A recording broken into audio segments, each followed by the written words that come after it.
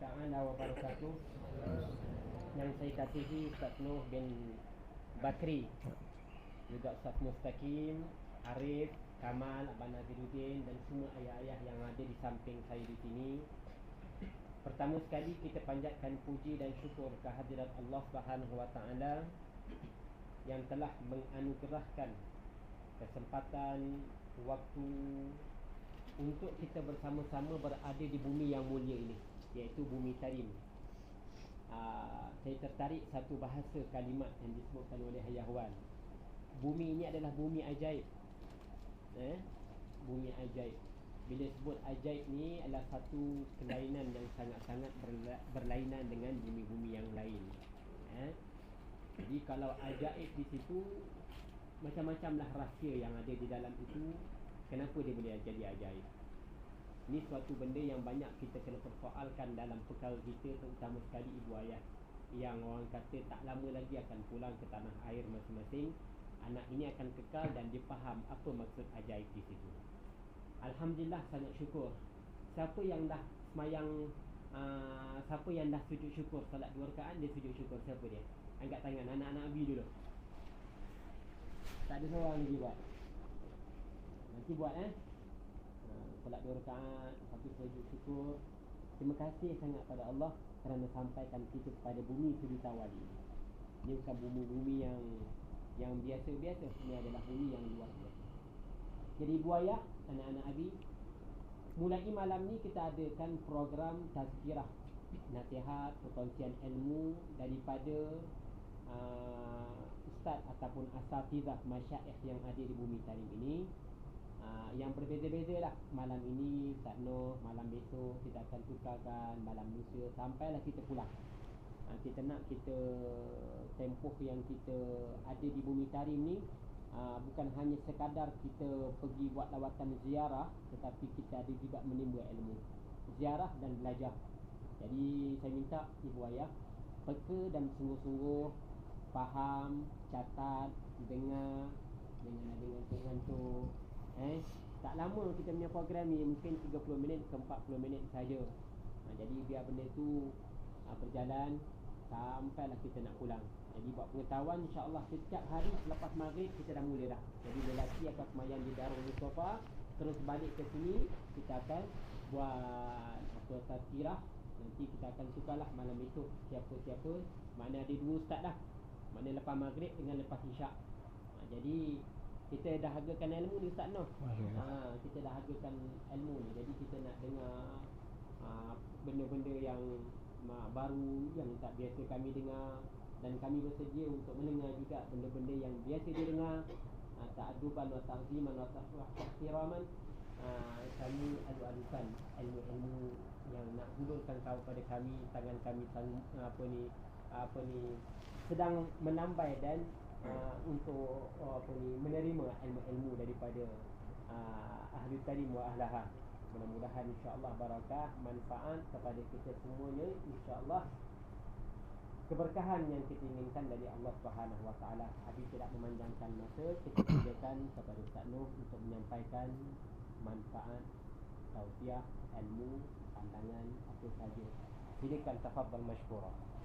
Bismillahirrahmanirrahim. Alhamdulillahirabbil alamin wassalatu wassalamu ala asyrafil anbiya'i wal mursalin wa tabi'in lahum bi ihsan ila yaumiddin. Awal sekali sebenarnya tak layak untuk Al-Fakir duduk depan ni nak cakap dengan kehadiran ada Ustaz Ali ni. Awal Al-Fakir masuk Darul Mustafa, makruf bumi Tarim orang kata bumi adab. Jadi awal adab bila Al-Fakir datang ke Darul Mustafa dengan kalam Syedil Habib Omar kata apa? Kullu man yadkhul hadhihi dar qablak fa'alaika lahu haq. Siapa-siapa saja yang masuk Darul Mustafa ataupun bumi Tarim sebelum ente, walaupun sedetik berbeza, ente masuk Tarim beza sedetik dengan dia masuk awal sedetik je daripada ente, dia ni punya hak ke atas antum. Allah. Jadi dia ni orang yang masuk sedetik, walaupun sedetik sebelum ente ke Tarim ataupun Darul Mustafa atau mana-mana ma'had, kita ni punya hak untuk ta'zim dia, untuk hormat dia, untuk berikan segalanya untuk dia. Maka Nabi Muhammad. Jadi apatah lagi dengan dengan Ustaz Ali ni yang masuk Darul Mustafa dan masuk Tarim sebelum mana lebih kurang dalam 10 tahun atau bahkan mungkin lebih daripada 10 tahun. Jadi memang sebenarnya tak layak sangatlah untuk cakap depan ni, dan sebenarnya lebih pada kurang adab sebenarnya, tapi sebab imtithalul amr kita bagi jugalah apa yang kita mampu nak bagi. Alhamdulillah. Pertama juga nak beritahu ahlan wa sahlan dan selamat datang ke Tarim, bumi Biladus Siddiq dipanggil. Bumi orang panggil ataupun negara Abu Bakar Siddiq, bumi Abu Bakar Siddiq. Sebab apa? Tarim ni ada hubungan khas dengan Sayyidina Abu Bakar Siddiq. Jadi selepas wafatnya baginda Rasulullah sallallahu alaihi wasallam, khalifah dibagikan kepada siapa? Kepada Sayyidina Abu Bakar bin Siddiq, Abu Bakar Siddiq. Jadi Abu Bakar Siddiq ni perkara pertama yang dia buat adalah hantar tentera Usamah bin Zaid untuk lawan orang-orang yang murtad. Jadi kebanyakan bumi-bumi ataupun negara-negara sekeliling Madinah ketika banyak gabilah-gabilah yang murtad. Antaranya di Hadramaut ini ada gabilah-gabilah yang murtad, kecuali di Tarim. Apabila Sayyidina Abu Bakar Siddiq dapat tahu daripada sahabatnya, dia bagi laluan. So dia duduk tepi kamar. Masuk ibu-ibu boleh ke sana sikit ataupun ke depan sikit maju bagi muslimat lain masuk. Masuk bang dia di atas bagi takut tak sempat. Ha? Orang datang. Masuk. Ya. Ni atas. Bagi laluan. Jadi Sayyidina Abu Bakar Siddiq dapat khabar bahawa di Tarim ni satu-satunya negeri yang tak ada orang murtad. Jadi Sayyidina Abu Bakar gembira dengan Tarim. Maka Sayyidina Abu Bakar Siddiq ni doakan 3 perkara pada bumi Tarim. Pertama, Sayyidina Abu Bakar doa supaya air di Tarim ni berkat. Sebab tu kita tengok sekarang harta di Tarim ni air tak pernah habis. Bumi dia kering kontang kalau kira, tapi air tak pernah habis sampai dia boleh buat orang panggil barodah, tempat-tempat minum air free.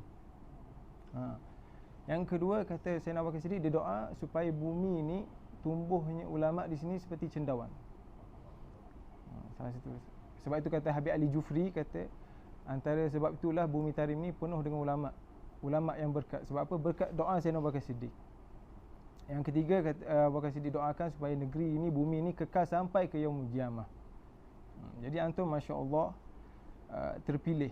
Seperti antum mungkin dengar tadi Ustaz Arif cerita macam mana sini tak datang kecuali orang yang terpilih. Dan sebenarnya kita ni semuanya terpilih sebenarnya. Kalau kita tengok balik, kita kaji balik diri kita ni terpilih daripada awal lagi. Siapa yang sini mampu kata kenapa Allah pilih aku jadi manusia? Allah mampu tak buat kita selain pada manusia? Allah pilih kita manusia. Kalau kita nak tahu, dahlah Allah pilih kita manusia, Allah pilih kita untuk jadi orang Islam. Kalau kita sedar, dalam dunia sekarang ada 7 bilion manusia. Daripada 7 bilion ni 1 bilion orang Islam. Kenapa Allah letakkan kita dalam 1 bilion ni? Dan orang yang Islam ni ada yang masuk umur dia sekian-sekian baru masuk, ada yang masuk daripada kecil.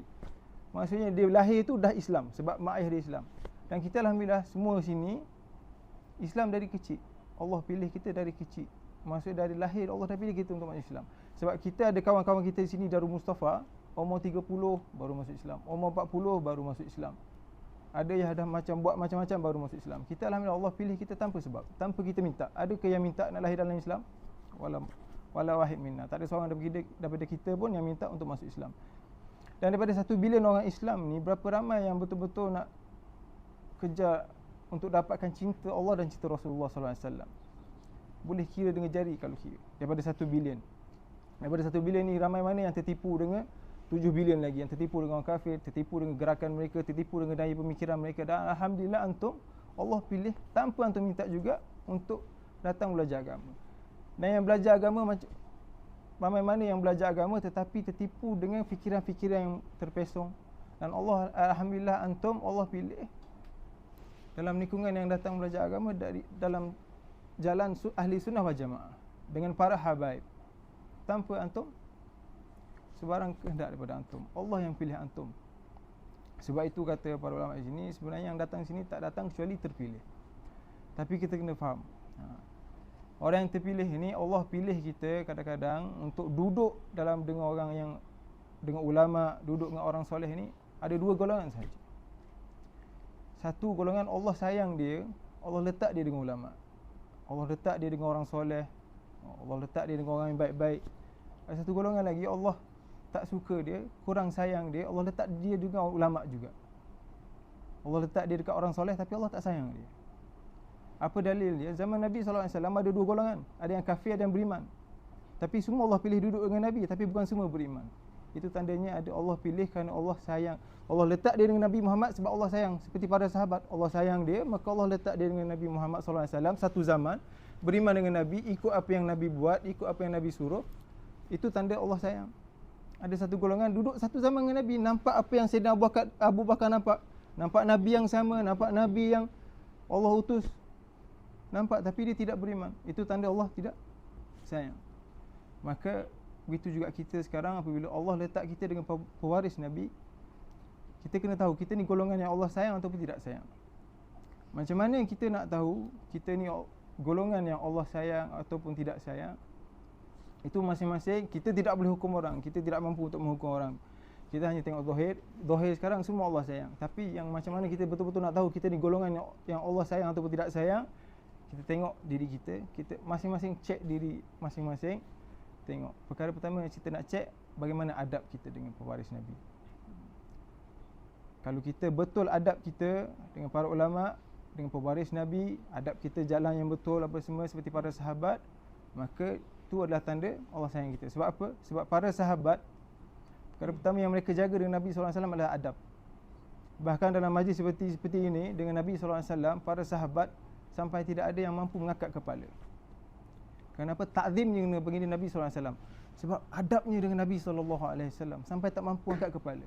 Sebab itu kalau kita baca Syama'il, mungkin antum pernah baca Syama'il dengan Ustaz Ali di mana di madrasah, cerita tentang sifat-sifat Nabi SAW.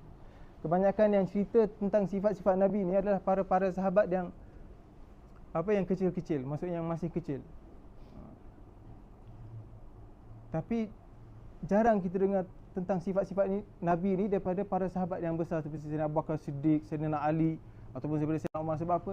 Sebab mereka ini sebenarnya di depan Nabi tak mampu nak angkat kepala. Untuk pandang Nabi secara mata ke mata itu mereka takut. Bahkan Sayyidina Abu Bakar dan Sayyidina Umar ni apabila bercakap dengan Nabi, kadang-kadang seperti bisik, bunyi angin sahaja. Betapa jaga adab dengan Nabi SAW. Sampai Nabi kadang-kadang terpaksa beritahu mereka, Madza qult? Apa yang kamu kata Umar? Apa yang kamu kata Sayyidina Abu Bakar? Betapa perlahannya cakap. Kerana apa? Kerana adab. Ini tanda apa? Adab mereka dengan Nabi. Maksudnya apa? Tanda Allah mahukan mereka, Allah sayang mereka. Kita tengok golongan satu lagi, duduk satu zaman dengan Nabi, duduk dengan Nabi baginda Nabi SAW, tapi adab mereka macam mana? Ada yang Nabi bercakap tutup telinga, ada yang istihza', yang menganjing-anjingkan Nabi, yang pelekehkan Nabi SAW, ada yang tidak hiraukan Nabi baginda Nabi SAW. Ini adalah mereka yang tidak ada adab. Walaupun duduk dengan satu zaman dengan Nabi SAW, tapi tidak dapat hasil walaupun berkat daripada baginda Nabi SAW. Dan mereka ni adalah golongan yang rugi. Di dunia dah rugi, di akhirat kelak lagilah rugi. Bahkan Sayyidina Abu Bakar Siddiq, adabnya dengan Nabi SAW itu tidak ada bandingan. Bahkan kalau kita lihat sekarang, para sahabat, adabnya para sahabat dengan baginda Nabi SAW, kita kata mereka ni berlebih-lebih. Mereka ni sangat lebih-lebih dalam adab mereka terhadap baginda Nabi SAW. Sebab apa? Mereka tahu ini adalah utusan Allah SWT. Jadi begitulah kita sekarang di Tarim. Kalau kita dah tahu, kita dah faham bahawa Allah pilih kita kan, tanpa kehendak daripada kita, tanpa ada kuasa pun sebarang kita. Bahkan ada orang, mereka ni ingin datang Tarim, tapi Allah tak pilih, tak sampai. Kita ada ramai kawan-kawan daripada Indonesia yang ingin sangat datang Tarim, tapi Allah tak pilih. Duit ada, semua dah ada, tapi tak dapat datang Tarim. Sebab apa? Allah tak pilih. Sebab itulah, jadi apabila Allah dah pilih kita, tinggal kita untuk jaga adab. Supaya apa? Kita tergolong dalam golongan yang Allah pilih kita kerana Dia sayang kita. Jangan kita jadi golongan yang Allah pilih kita sebab Allah tak sayang kita. Jadi perkara yang paling kita kena jaga adalah adab. Lagi-lagi dia pewaris Nabi SAW. Sebab hukum kita jaga adab dengan pewaris Nabi ini macam mana kita jaga adab kita dengan baginda Nabi SAW. Bahkan di sini di Tarim ada seorang Habib, kalau antum tahu, dia ni Datuk Habib Omar atau Habib Ali Masyhur daripada belah ibu, Habib Abdul Rahman Al-Masyhur. Dia ni mufti tarim, mufti dari Hadramiyah. Kalau antum tahu, dia ada buat kitab yang ma'ruf, dia biasa gunakan fatwa, namanya Bughayatul Mustarsyidin. Habib Abdul Rahman Masyhur ni, dia ni tempat rujukan ahlu tarim. Bayangkan, ahlu tarim ni kalau dalam masjid di jami', kalau antum pernah solat di jami', dah pergi jami'? Belum tak? Nanti antum akan pergi jami', tempat solat Jumaat dah pergi. Dalam tu dulu saf depan saja semua mufti. Saf depan dia saja tu dah semua mufti. Tapi Habib Abdul Rahman Masyhur ni tempat rujukan para mufti. Berapa besarnya. Dia ni, Habib Abdul Rahman Masyhur ni, kalau jalan-jalan biasanya di Tarim ataupun di Zambal, tak pernah pakai selipar. Bagi dia apa? Tidak ada adab. Dan ini tidak, sebenarnya bukan perkara yang luar biasa sebenarnya. Adab dengan pewaris Nabi, adab dengan Nabi. Bahkan Imam Malik di Madinah tidak mampu untuk buang hajat kecil atau besar di dalam Madinah. Terpaksa keluar Madinah untuk buang hajat. Sallu ala Nabi. Sebab apa? Ta'ziman, adab dengan baginda Nabi SAW. Bahkan Sayyidina Imam Malik, kalau tak baca hadis kecuali dia mandi dan pakai pakaian yang baru dan wangi-wangian, baru dia boleh baca hadis. Hatta dia ketika baca hadis, adabnya dengan Nabi SAW. Ini adalah ini antara orang yang Allah pilih sebab Allah sayang. Dia ni kalau baca hadis, pernah sekali ketika baca hadis, orang lihat keluar peluh daripada Sayyidina Imam Malik. Peluh yang banyak, sampai mukanya kemerah-merahan. Sampailah habis hadis, baru orang tanya, ya Imam Malik, tadi kami lihat ketika baca hadis, kenapa sampai berpeluh, sampai merah? Tadi ketika aku baca hadis, ada kala jengking, sengat, dia kata. Tapi aku malu untuk berhenti sebab sedang baca kalamnya Rasulullah SAW. Ini adab. Ini adab yang Allah, yang orang yang Allah pilih. Jadi kita faham.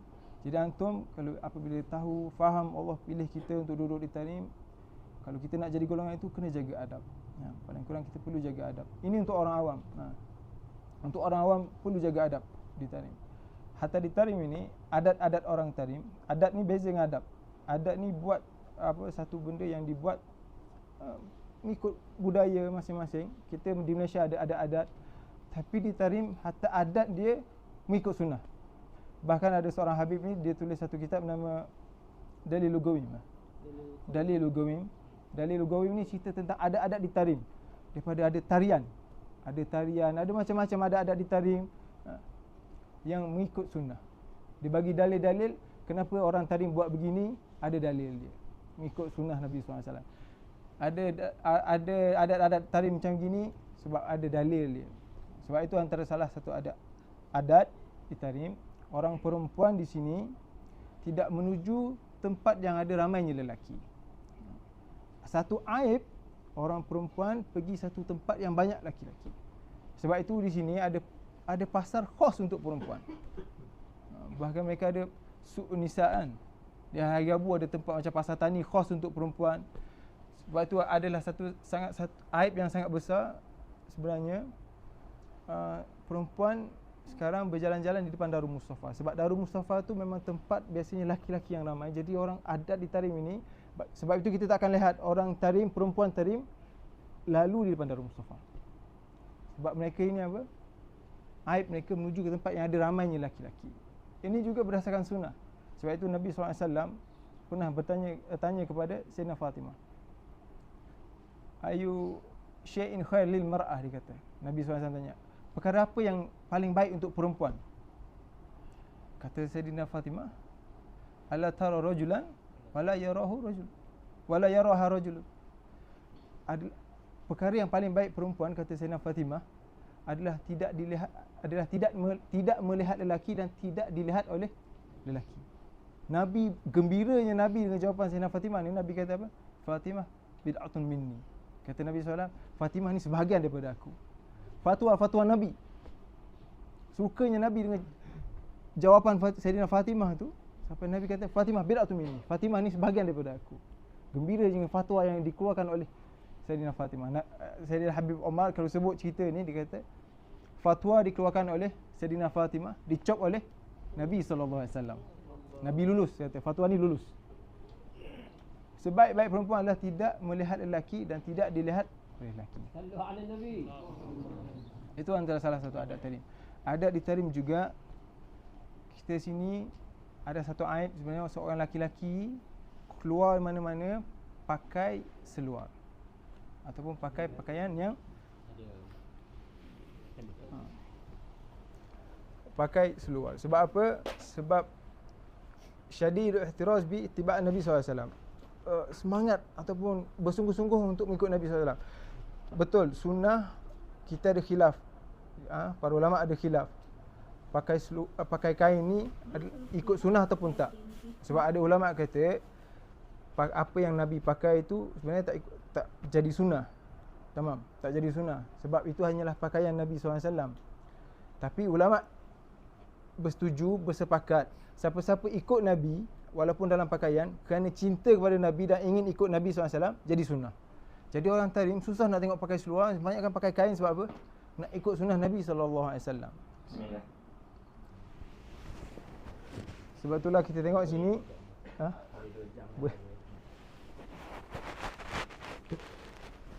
sebab tu susah kita nak tengok sini orang laki-laki yang pakai seluar, banyakkan pakai kain. Satu lagi, dia orang ni kalau keluar tak pakai lengan pendek. Sebab apa? Nabi SAW ada sunnah, ada hadis kata Nabi, baju Nabi semua sampai ke kok sini, pergelangan tangan. Jadi tak ada dalil kata, hadis kata Nabi pakai baju lengan pendek. Jadi sebab tu banyakkan orang tahrim susah kita nak tengok. Sikit sangat kalau ada pun, yang ada pun mesti biasa luar daripada tahrim ataupun budak-budak muda yang pakai lengan pendek. Banyakkan semua kain dengan lengan panjang. Jadi ini untuk orang awam. Orang awam di sini pun dah jaga sunnah, dah jaga adab dengan tahrim. Apatah lagi orang yang datang di sini untuk menuntut ilmu. Mereka ni lebih dituntut untuk menjaga adab. Sebab itu kata Syekh Umar Bamakhramah, man bawa salamah fata'adab ta'adab. Kata Syekh Umar Bamakhramah, seorang ulama dari Seoul, setengah jam dari sini, dia kata siapa yang nak selamat di sini perlulah dengan adab. Dia kata ulang 3 kali, adab. Kena jaga adab. Jadi penting untuk jaga adab di sini. Lagi-lagi untuk penuntut ilmu. Dan untuk penuntut ilmu, adab yang paling penting untuk jaga adalah adab batin. Adab dalaman, adab rohani. Sangat penting untuk penuntut ilmu datang tuntut ilmu di tahrim untuk jaga adab batin dia, adab hati dia. Macam mana nak jaga adab hati? First sekali, betulkan niat. Setiap orang datang sini ada niat masing-masing. Ada yang nak jadi ustaz sebab tengok ramai ustaz pakai kereta besar. Allah sallu ala Nabi. Ada orang nak jadi ustaz datang sebab nak jadi ustaz sebab apa? Ustaz semua kahwin 4. Allah sallu ala Nabi. Tiba-tiba jadi semangat. Tukar niat. Datang tahrim, tukar niat, jaga adab. Kata Sayyidina Habib, apabila kita orang nak start kelas baru ni, awal Syawal, 10 Syawal, perkara pertama Sayyidina Habib Umar tegur kita orang adalah buang semua benda, tinggalkan semua benda, buang semua semua fikiran ente, biarkan niat ente hanya untuk capai cinta Allah dan Rasul. Untuk capai Nabi Muhammad, untuk capai redha Allah dan Rasul. Kata Sayyidina Imam Ghazali pernah kata, talabtu ilma li ghairillah fa aba ilma an yakuna illa lillah. Kata Sayyidina Imam Ghazali dulu, imam besar sufi, buat kitab Ihya Ulumuddin. Kata Imam Nawawi, puji kitab Ihya Ulumuddin ni, Imam Nawawi kata apa? Kada an yakuna Quran. Kata Imam Nawawi, kitab Ihya Ulumuddin ni hampir-hampir nak jadi Quran. Sebab dia yursyidun nas. Kitab Ihya Ulumuddin ni tunjuk manusia jalan untuk selamat dunia dan akhirat. Imam Ghazali kata masa kecil dia tuntut ilmu sebab mak dia hantar madrasah ni sebab apa? Untuk makan. Imam Ghazali ayah dia meninggal masa dia muda, jadi mak dia terpaksa hantar ke satu madrasah sebab di situ madrasah tu ada bagi makanan free. Jadi Imam Ghazali dulu dia masuk madrasah, dia belajar agama mula-mula sebab apa? Nak makan. Tapi Imam Ghazali kata ilmu ni la yakuna illa lillah. Tak mungkin kecuali kerana Allah SWT. Dia belajar akhirnya jumpa dengan keikhlasan, jumpa dengan jujur, sidik fi niyah. Jadi perkara paling penting untuk penuntut ilmu adalah jaga niat. cek balik niat masing-masing. Dulu kami ada seorang guru kami nama Said Mujtaba. Kalau antum kenal Habib Mujtaba, sekarang berada di Indonesia. Dia kata dulu kami ketika mau datang di Tarim, ketika nak belajar di Tarim, nak datang ke Musafa, kami duduk ramai-ramai bincang apa niat kami. Ada yang kata aku nak jadi wali kutub. Ada yang kata aku nak jadi wali-wali di sini. Ada yang kata aku nak capai cinta Allah dan Rasul. Dan itu adalah sebaik-baik niat. Betulkan niat antum. Jangan fikir nak jadi dapat duit, nak dapat harta, nak dapat apa-apa. Tinggalkan semua bayangan dunia tu. Fikir macam mana nak datang sini, nak dapat aku ni nak jadi orang yang paling dekat dengan Allah dan Rasul. Kata Habib Kazim, orang yang kalau betul niat dia macam ni, datang ke sini untuk dapatkan dua benda ni, cinta Allah dan Rasul, bayarlah berapa ribu pun datang sini, sikit je nak banding apa yang dia dapat. Bayangkan antum datang sini dapat cinta Allah dan Rasul, ente bayar 10,000 tu masih kecil. Bayar 1 juta pun masih kecil. Ente bayar 1 dunia pun tu kira masih kecil dengan apa yang dapat dengan cinta Allah dan Rasul. Ini adalah nilai mata wang di akhirat. Cinta Allah dan Rasul. Pertama sekali jaga niat. Itu adab batin yang pertama. Yang kedua, adab batin, jaga-jaga yang antum belajar daripada Bidayatul Hidayah, daripada kitab-kitab tasawuf yang antum mungkin belajar di madrasah, mungkin dengan Ustaz Ali atau mungkin Ustaz Darwish yang mengajar antum mungkin. Jaga hati antum daripada perkara-perkara penyakit-penyakit hati, daripada takabur, riak. Sebab talibul ilm ini, penuntut ilmu ni, takabur cepat datang, riak cepat datang. Belajar tunjuk dia faham satu masalah, nak beritahu semua orang, nak tunjuk yang dia ni faham. Kadang-kadang dia dapat natijah, dapat ikhtibar, dapat exam lebih daripada makan daripada orang, dia rasa takabur, aku lebih bijak pada ni. Jangan. Ilmu ni yang betul yang buat kita lebih tawaduk. Tamam. Buangkan semua yang nak kerja penyakit-penyakit itu, jaga adab daripada penyakit-penyakit hati. Tamam. Sangat pentinglah untuk kita jauhkan daripada segala penyakit hati itu. Kata Habib Abdul Qadir, pernah Habib Abdul Qadir telefon Habib Ali Jufri. Habib Ali Jufri yang berada di Mesir sekarang, kalau antum kenal. Habib Abdul Qadir telefon, dia kata tanya, Ya Ali, dia tanya. Habib Abdul Qadir tanya, Ya Ali, man huwa da'i? Habib Abdul Qadir tanya, Ya Habib Ali Jufri, siapa itu seorang da'i? Habib Ali Jufri pun jawab, Habib Ali Jufri, Ya Habib, kata da'i itu, seorang pendakwah itu adalah mereka yang menyelamatkan umat daripada kesesatan dan bawa dia kepada kebenaran, yang menyelamatkan mereka daripada kegelapan, bawa mereka kepada cahaya.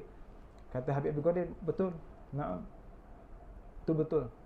Tapi pendakwah adalah sebenarnya, sebenar-benar pendakwah adalah mereka yang inginkan sahabat mereka masuk syurga sebelum dia. Allah sallu ala Nabi. Ini tanda pendakwah, tanda penuntut ilmu. Orang yang tak ada takabur, tak ada riak, dia nak semua orang masuk syurga sebelum dia. Itu tanda pendakwah ataupun penuntut ilmu yang betul-betul. Tamam. Daripada jaga hati ini, daripada jaga adab batin ini, datangnya adab zahir. Adab zahir penuntut ilmu apa? Mujahadah. Mujahadah dalam ilmu, bersungguh-sungguh dalam ilmu. Dia belajar ni betul-betul. Sebab apa? Bila hati dia dah bersih, bila dia dah betul-betul jaga adab zahir, adab batin, jaga adab dalaman dia, dia akan, gambaran dia tu keluar daripada ke zahir dia. Dia akan jadi semangat dalam belajar, dia akan bersungguh-sungguh dalam belajar. Tanda dia kan Habib Abdullah Syatiri. Habib Abdullah Syatiri, orang yang jaga sangat adab dalaman dia dengan para masyayikh, jaga sangat adab dalaman dia dengan para sahabat dia. Akhirnya dia ni mujahadah dia, adab dia tu zahir keluar ke zahir dia. Sampaikan dia apabila belajar 4 tahun, kalau tak silap, dia datang ke tempat belajar dia tu, bawa satu tilam dengan selimut dia bagai-bagai dengan bantal. Selama 4 tahun dia tak pernah buka tilam dia. Nak kata dia tak rehat mana pun. Dalam 4 tahun dia belajar. InsyaAllah ada sini yang tak buka tilam, insyaAllah. Tapi jangan tidur tilam kawan. Habib Muhammad Haddad, juga syekh kepada Habib Omar. Mungkin Ustaz pernah jumpa kan dengan Habib Muhammad Haddad. Ustaz Ali pernah jumpa dan tengok Habib Muhammad Haddad ni. Habib Muhammad Haddad ni ketika belajar di Rubat Tarim, sibuknya dia dengan ilmu sampai dia tak kenal orang duduk di bilik sebelah. Bilik dulu Rubat Tarim ada satu bilik, satu orang satu bilik. Dia ni tak kenal siapa bilik belah kanan, bilik belah kiri. Sampai dia nak keluar Rubat Tarim baru dia tahu. Begitu sibuknya dia dengan ilmu. Dan ini juga kita dengar tentang Habib Omar ketika belajar di Betok bersungguhnya dengan ilmu, sebab adab dalaman dia dah terjaga sangat sampai dia ni belajar pernah sekali orang tengok dia tak keluar daripada maktabah, daripada perpustakaan. Apabila buka pintu rupanya dapat dia pengsan, sebab lama sangat duduk dalam tu baca kitab, tak keluar tak makan sampai pengsan. Bersungguh dalam belajar. Jadi insya-Allah kita semua ada niat untuk jadi macam ni, dan ini tak boleh kecuali dengan jaga adab dalaman. Dan juga antara adab yang paling penting seorang murid kena jaga adalah adab dengan guru dia. Jaga betul-betul. Jaga adab dengan guru kita. Kadang kita pernah dengar cerita tentang Habib Ali Abdullah Habib Ali Abdullah Segaf. Mungkin antum akan pergi, saya akan ziarah nanti Habib Ali Abdullah Segaf ini. Dia ni ketika pergi belajar di India dengan seorang guru nama Habib Ali bin Abdullah Al-Idrus. Dia pergi jumpa, dia nak pergi belajar sana. Dia sampai depan pintu, dia nak masuk, dia ketuk. Pembantu syekh dia ni tanya siapa, dia kata Ali bin Abdullah, datang nak belajar dengan Ali bin Abdullah Al-Idrus. Kata pembantu syekh dia ni pun pergi naik atas tanya, syekh ada seorang datang nak belajar, dia kata. Siapa? Daripada Hadramaut. Dia pun tengok. Diorang masa tu duduk di tingkat 2. Yang datang nak belajar ni duduk di luar. Kata syekhnya dalam rumah, dia kata ada sisa-sisa bekas basuh tangan, dia kata buang, simbah ke atas orang tu. Maka pembantu dia simbah. Tapi budak Habib Ali Abdullah ni, dia semangatnya nak belajar, dia tak berganjak, dia duduk di situ. Jadi syekh dia dalam rumah tanya pembantu dia, tengok budak tu ada lagi kat luar. Kata ada lagi. Kata baru buka pintu. Ni apa? Sebab syekh dia ni nak tengok adab dalaman dia dah jaga belum. Kalau niat dia betul, datanglah apa ribut ke, angin ke, basah ke, orang kata ke, mak ayah tinggal ke, jauh dengan mak ayah ke, tak ada benda yang akan ganggu dia. Datang nak belajar, dia semangat nak belajar. Sebab dia tahu dengan ilmu ni boleh dapat macam-macam. Orang dunia pun guna ilmu, apatah lagi orang akhirat. Jadi dia sebab semangatnya dia, dalam dia jaga, sampai syekh dia buang air sisa basuh tangan, satu penghinaan lah. Dia tak kisah. Hina lah, puji ke, janji aku dengan ilmu ni aku nak capai cinta Allah dan Rasul, tak ada benda yang lebih bernilai pada itu. Jadi dia stay situ. Itu antara adab zahir. Dan insya-Allah antum jaga adab zahir dan dalaman dalam kat sini. Dan juga penting untuk penuntut ilmu mempunyai sokongan daripada belakang, daripada terutamanya daripada ibu dan ayah lah. Sebab kata Syekh Ramadan Buti, madrasah ni ada 2. Madrasah secara langsung dan madrasah secara tidak langsung. Madrasah langsung ni adalah antum belajar dekat Ustaz Ali, dekat mana-mana madrasah, datang ke tadi belajar dengan madrasah. Ini adalah madrasah langsung, dia kata. Madrasah yang antum belajar secara talaki apa semua tu madrasah langsung. Kata Syekh Ramadan Buti, madrasah langsung ini kesannya lebih sikit banding dengan madrasah tidak langsung. Sebenarnya madrasah yang lebih berkesan adalah tarbiyah daripada ibu bapa itu sendiri. Sebab itu bila Al-Faqih masuk dalam mushafah, perkara yang paling sangat kita orang kesalilah, hantar anak ke madrasah untuk belajar agama, tapi apabila sampai di rumah anak melihat suasana yang lain dengan madrasah. Jadi ini satu iskal. Jadi budak-budak kebanyakan apabila jadi perkara seperti ini, budak-budak orang kata confused. Pergi madrasah tengok kena belajar agama, kena baca azkar, kena baca ni, kena duduk dengan ilmu, tapi apabila sampai di rumah TV masih terbuka, dunia masih berluasa, tak ada suasana agama yang diorang praktikkan di madrasah. Jadi ini satu iskal. Jadi diorang confused. Dan madrasah secara tidak langsung, tarbiyah ibu bapa ni lebih kuat daripada madrasah yang secara langsung. Sebab itu kita jangan salahkan pondok. Apabila lihat banyak budak-budak yang ada masalah bila keluar daripada pondok. Sebab apa? Mereka bila pulang ke rumah, kebanyakannya tidak jumpa apa yang mereka jumpa ketika di pondok. Itu yang jadi masalah. Sebab itu kata Syekh Ramadan Buti, perlu seorang ibu bapa itu untuk menjaga secara madrasah tidak langsung ini. Madrasah tidak langsung dengan madrasah secara langsung ini perlu ada hubungan, ada connection, supaya budak itu sentiasa dalam keadaan yang sama seperti mana yang itu. Yang jadi iskal, ibu bapa dia nak anak dia elok, hantar madrasah, tamam, hantar ni supaya belajar agama, hafiz Quran. Tapi ibu dan ayah tidak mampu untuk korbankan. Paling kurang cuba untuk korbankan apa yang antum nak anak antum korbankan. Itu salah satu kata Syekh Ramadan Buti lah. Ini insya-Allah sudah cukup untuk malam ini. Sebab antum ada beberapa malam lagi untuk dengar tazkirah pada ustaz-ustaz yang lebih lama, masya-Allah, ustaz-ustaz yang lebih berilmu, dan kita minta Ustaz Ustaz Ali untuk maafkanlah kalau ada salah silap atau apa-apa. Assalamualaikum warahmatullahi wabarakatuh.